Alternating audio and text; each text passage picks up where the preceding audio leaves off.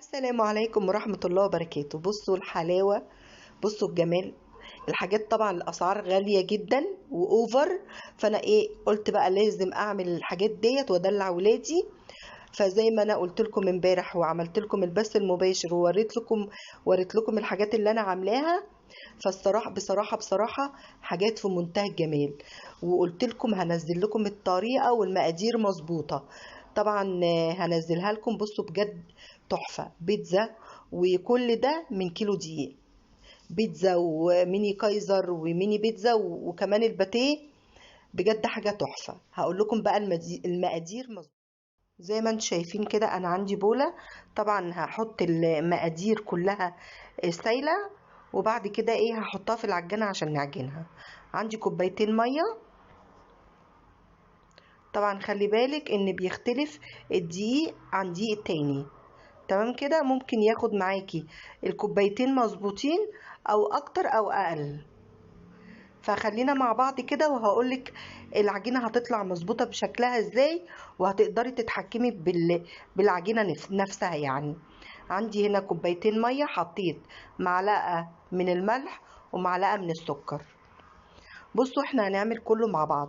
طبعا دي العجينة دي اقتصادية، طبعا ما فيهاش لبن وما فيهاش بيض في العجينة.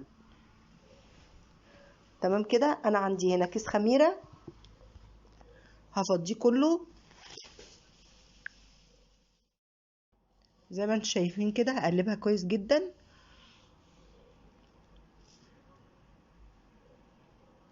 عندي هنا معلقتين صلصة. طبعا يفضل ان الصلصة بتتجاب من بره، يعني البطرمانات اللي بره او اكياس صغيرة. انا طبعا عشان ما بحبش استعملها، بعمل الصلصة عندي في البيت، فجبت كيس صغير. دي ضروري جدا يعني، ما ينفعش ان انا اعمل صلصة البيت. ودي بقى السر بتاع الفرن. هقلبها كويس وبعد كده هنا هحط نص كوباية زيت.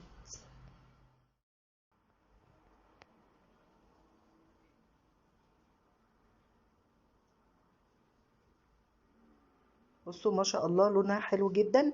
هحطها بقى في العجانة عشان طبعا تتعجن كويس. لو تقدري بقى تعجنيها انتي بايديكي هتعجنيها وهتبقى برضك كويسة. بس هي الصراحة العجانة بتسهل كتير قوي وبتعجنها كويس. زي ما انتم شايفين كده انا عندي هنا كيلو دقيق منخول. هحط عليه معلقتين لبن بودر. طبعا معلقتين يعني او كيس. لو هتجيبي الكيس هتحطيه، ولو مش عندك مش العجينه مش هتقولك لا.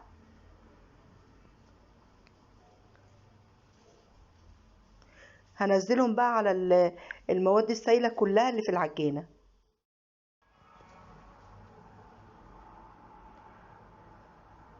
بصوا زي ما انتم شايفين كده طريقتها بسيطه جدا وسهله قوي. هبتدي بقى هعجنها، وفي تكه كده برضك هقول لكم عليها.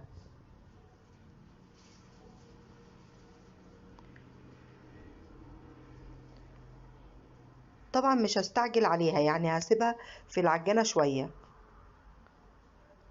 لحد بصوا ما تلم العجينه كلها. وعندي هنا بقى 3 معالق من الزبده. دي بقى التكه اللي حلوه جدا جدا.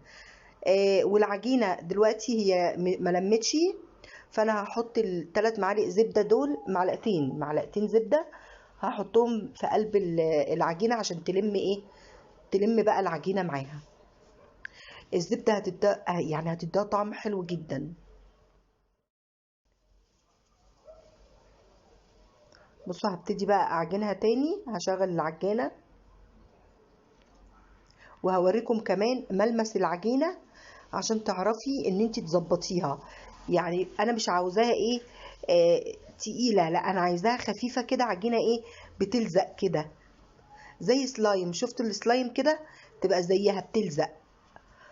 بصوا ما شاء الله حلوه قوي. يعني لو لقيتيها عجينه ناشفه كده زودي ميه.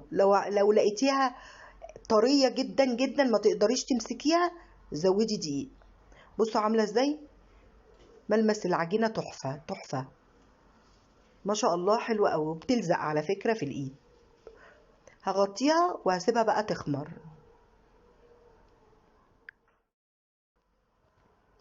هنا بقى بعد ما سبتها خمرت، قلت بقى ايه، حطيت على الرخامة شوية دقيق عشان طبعا بتلزق. ودلوقتي زي ما انتم شايفين بفردها عشان اقدر اشكلها الشكل اللي انت حباه. طبعا بما ان احنا بقى بنعمل حاجات بتاعه الفرن، فهنعمل زي الحاجات بتاعتهم بالظبط، التشكيل بتاعهم كده. لو عندك اي كوبايه او اي حاجه قالب مدور، هتعمليها كده زي ما انت شايفه. زي ما انتم شايفين كده، بصوا عملتها دواير صغيره، بحيث ان انا هحشيها بقى ايه، جبنه.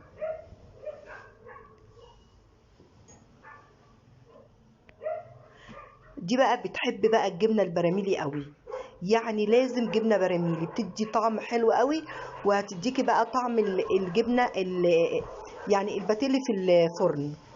بص بقى هحط هنا جبنه.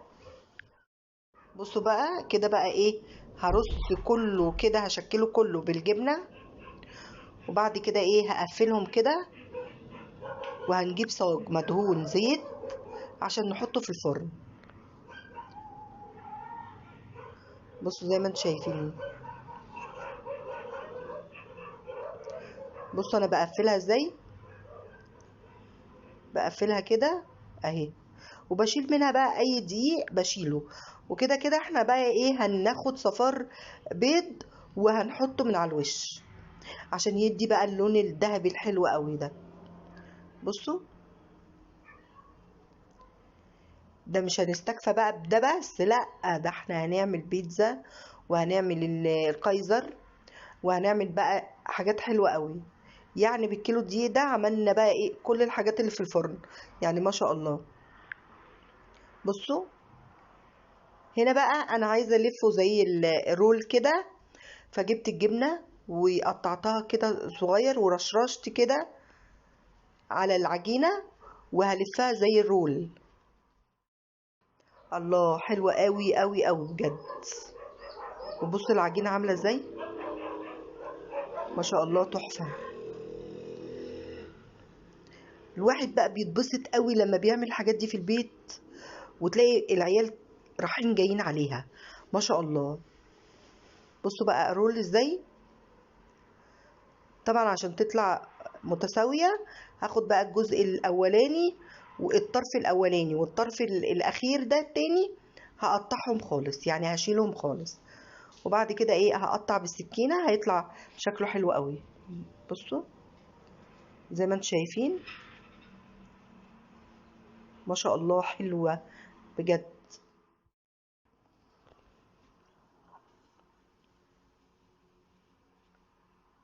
كده بقى لو عملتي الحاجات ديت استحالة تشتري حاجة من بره. بجد الأسعار بقت أوفر، يعني بقت أوفر بجد بقى في الحاجات دي خالص.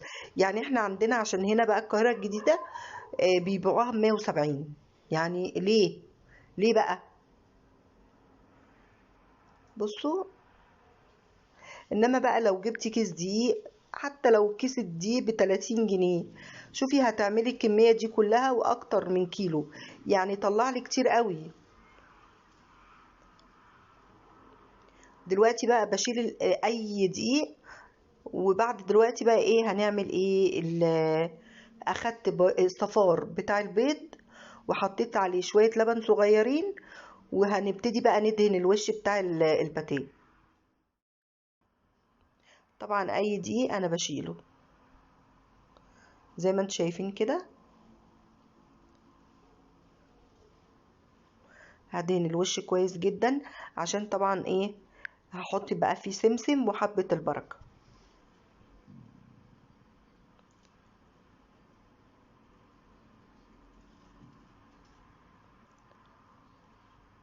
طبعا دي مش دقيق، ده الجبنة طالعة كده، بس فيه دقيق على الوش، ايوه دي فيها دقيق.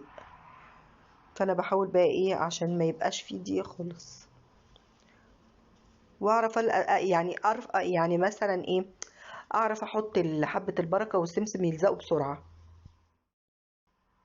كده بقى هحط حبة البركة. الله، جامدة جدا بجد.